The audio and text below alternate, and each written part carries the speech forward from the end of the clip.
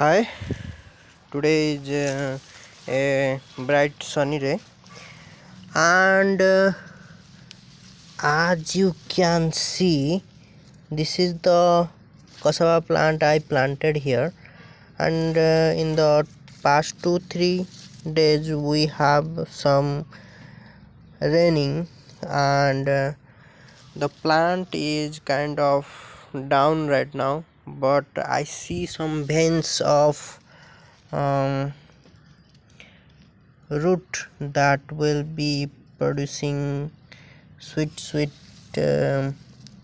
cassava. So this plant I planted in June, and right now is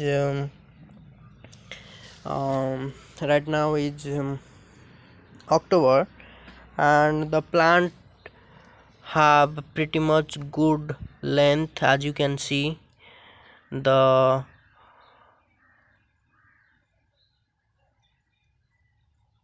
branch width. So that's all I have to say. Thank you for watching.